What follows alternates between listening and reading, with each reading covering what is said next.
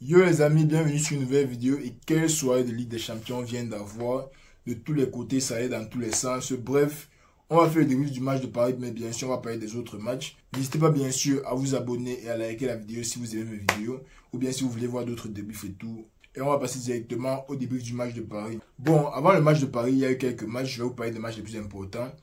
Dortmund s'est imposé sur la pelouse du Milan 3 buts à 1. Ça veut dire que Dortmund est premier déjà dans la poule là.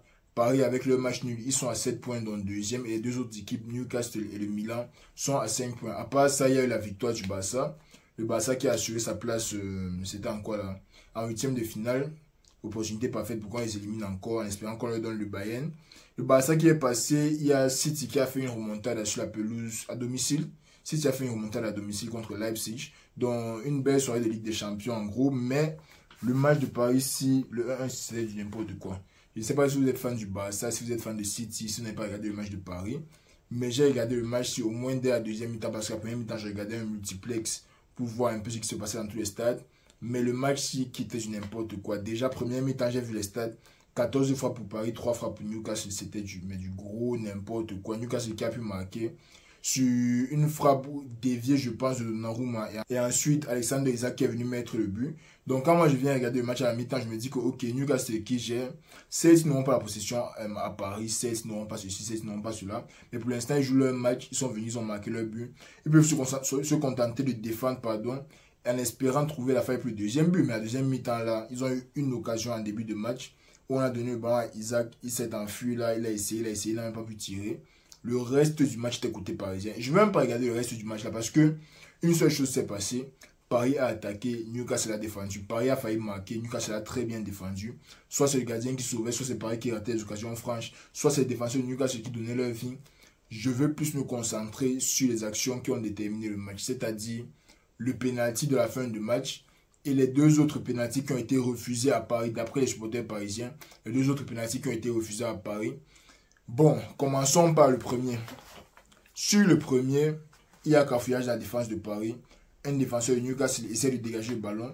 Ça tape la cuisse et puis ça tape le bras du joueur de Newcastle. Je ne sais plus trop qui c'était. Mais ça tape sa cuisse. Ensuite, ça tape son bras.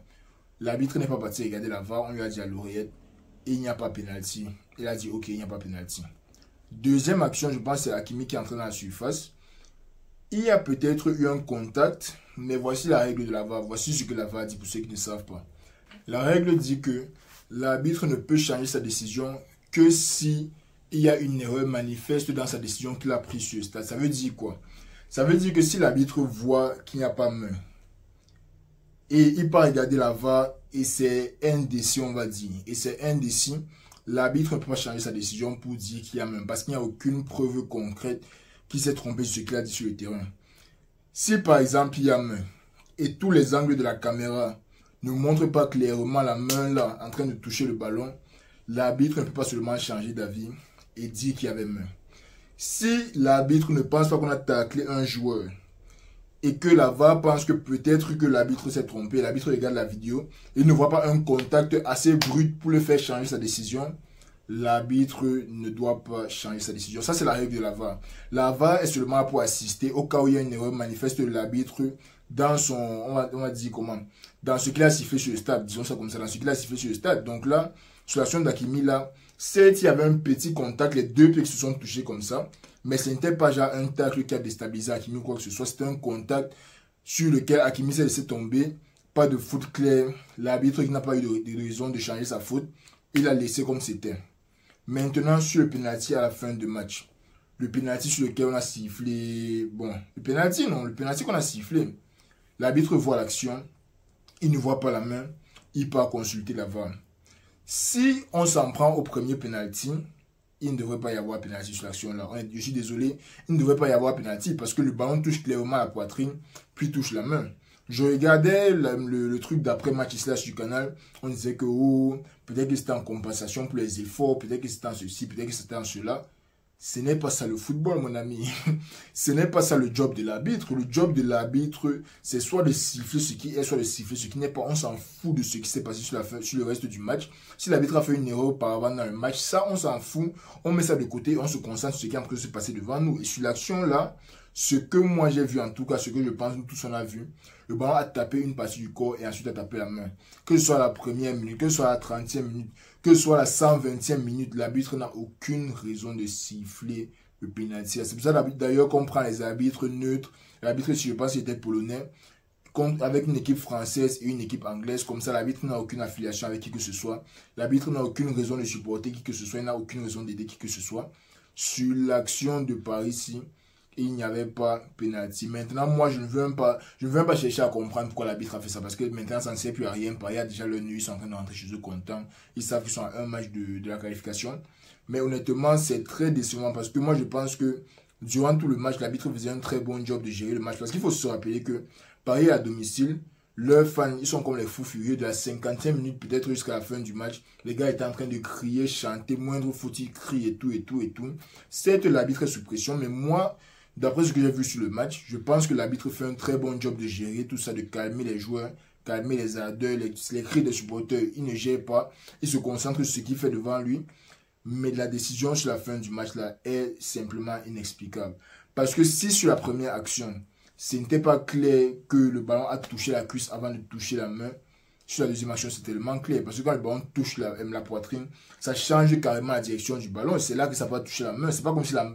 Donc, je ne sais pas comment vous expliquer ça, mais en gros, si le ballon touche une partie du corps avant de toucher la main, il ne doit pas y avoir pénalty. Et les gars du Canal sont fous s'ils pensent qu'on a donné le pénalty là. Bon, ils sont pas fous de penser ça, mais ils sont fous s'ils pensent que c'est normal qu'on ait donné le pénalty là par compensation pour tous les efforts de Paris sur le match. Parce que on s'en fout de ce qui s'est passé sur le match. Même si vous avez frappé 100 fois sans marquer, on vous mène 1-0. On s'en fout complètement. Donc moi, c'était une mauvaise décision de l'arbitre.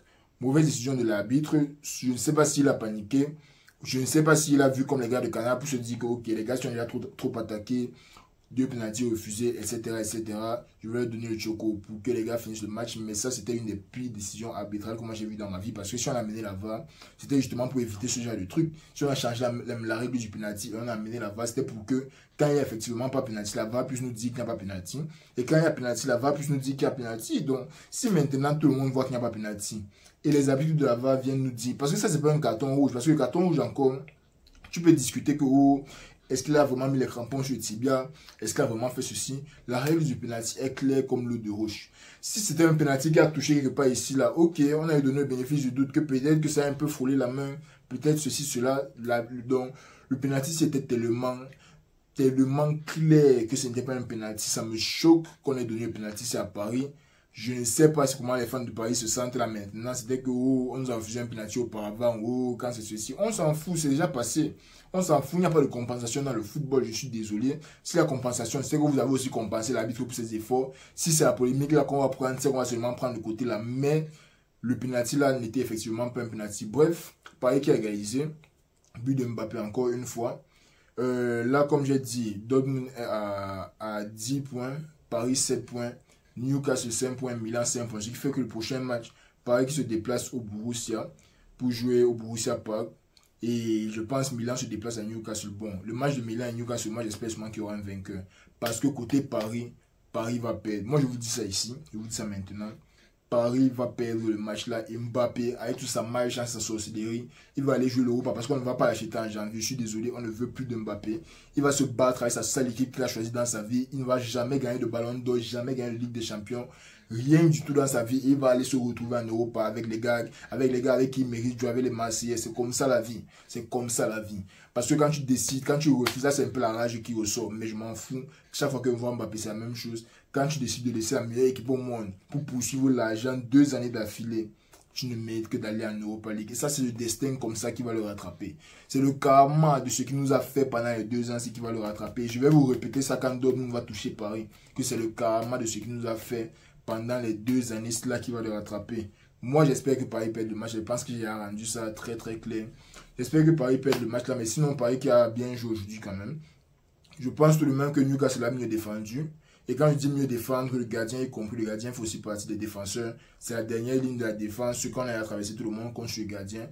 Newcastle qui a extrêmement bien défendu. Paris, Ils sont tombés sur une équipe qui, bon, ils ont marqué un but, ils se sont contentés de défendre toute la deuxième mi-temps. Je pense qu'ils étaient aussi submergés par la pression. C'est là que tu vois que les petites équipes n'ont pas vraiment l'expérience de la Ligue des Champions parce que ils marquent un but, ils se contentent de défendre. En huitième de finale, même si vous passez, ça va se passer comme ça. Like, si vous arrivez en huitième de finale, le genre de mentalité, c'est ça qu'on va vous toucher aller-retour. Parce que vous ne pouvez pas vous contenter de marquer un but et d'accepter de vous faire presser alors qu'il y a encore un match à jouer, alors qu'il y a encore 45 minutes à jouer. Donc, beau match, belle journée de football. Que dit Paris qui, une fois de plus, est très chanceux. On leur a encore choco un nul comme ça, un lifeline comme on dit souvent. On leur a encore choco un lifeline comme ça, Ligue des Champions. En espérant bien sûr qu'ils perdent contre le Dortmund, mais bon, c'était tout pour la vidéo aussi. Le match, c'est qui est devenu très rapidement dégoûtant. Bon, pas rapidement. J'étais content jusqu'à la fin, mais ça m'a complètement dégoûté à la fin avec le penalty qu'on a donné à Paris. Là, je pense que c'était un peu trop facile. Mais sinon, bref, on se retrouve demain pour le débrief du match du Real. Prenez soin de vous, les amis. N'hésitez pas bien sûr à liker la vidéo et à vous abonner si vous appréciez. Et puis bon, à demain.